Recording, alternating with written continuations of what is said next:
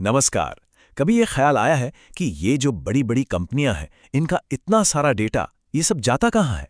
या फिर जो रिपोर्ट्स बनती हैं वो कैसे तैयार होती हैं? आज हम डेटा की दुनिया की इन्हीं कुछ बुनियादी बातों को समझेंगे। तो चलिए शुरू करते हैं।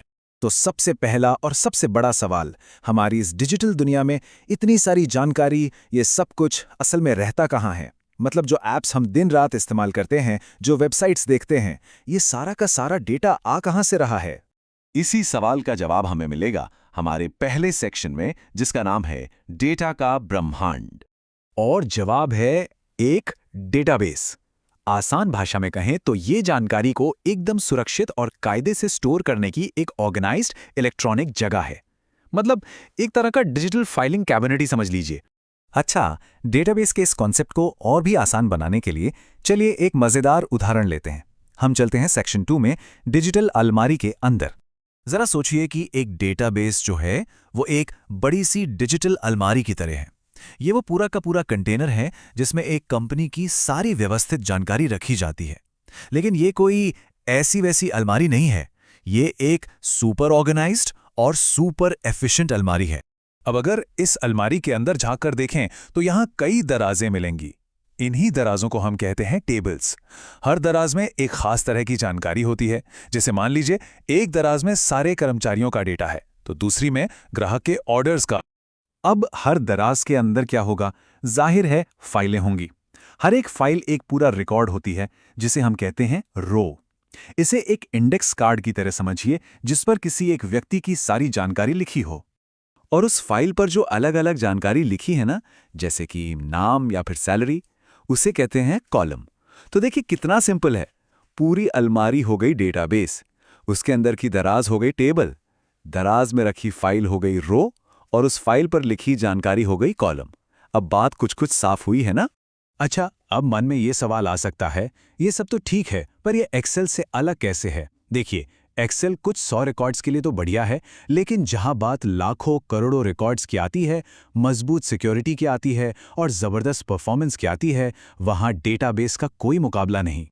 तो ठीक है, अब हमें इसका स्ट्रक्चर तो समझ में आ गया, लेकिन इस डिजिटल अलमारी से कोई जानकारी मांगनी हो तो वो कैसे करेंगे? यही हम देखेंगे अपने सेक्शन 3 में, डेटा की भाषा।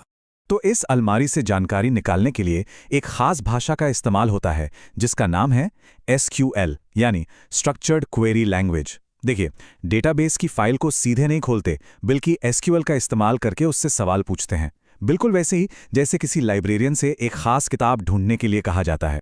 ये देखिए, ये इस भाषा का एक बहुत ही सीधा साधा सा उदाहरण है।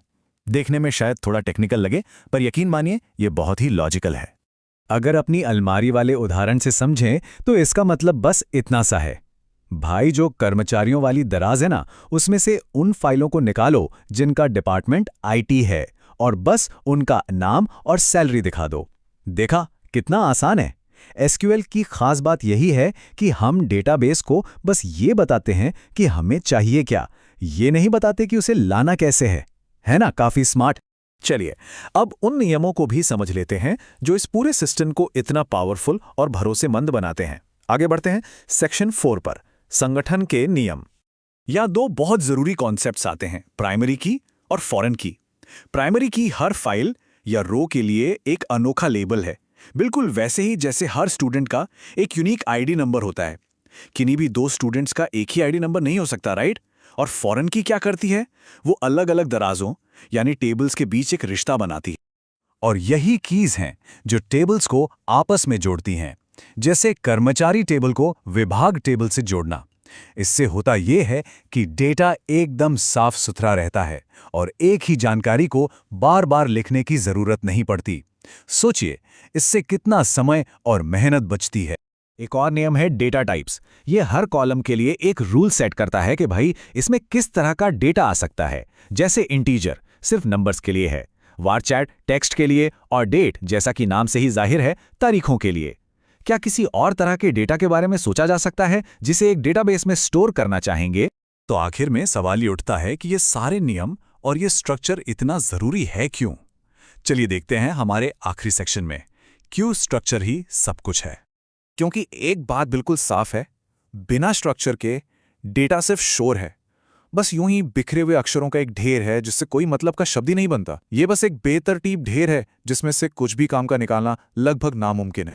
तो देखिए, सबसे ज़रूरी बात यह है कि इस पूरे सिस्टम को समझना ही सही सवाल पूछने और डेटा से भरोसेमंद जवाब पाने की चाबी है। अगर स्ट्रक्चर ही नहीं पता तो सवाल भी गलत पूछे जाएंगे और नतीजे तो फिर जाहिर है गलत ही मिलेंगे। तो अगली बार जब भी कोई रिपोर्ट देखें तो एक पल के लिए ज़रूर सोचिएगा कि अरे वाह, इस डेटा के पीछे का स्ट्रक्चर क्या है जो इसे इतनी पावर दे रहा है। तो आज हमने डेटाबेस की बुनियाद को समझा। अब जब ये फाइलिंग सिस्टम थोड़ा बहुत साफ हो गया है तो सोचने वाली बात यह है कि हमारे डेटा में वो कौन सा छिपा हुआ सवाल है जिसके जवाब का हम सबको इंतजार है।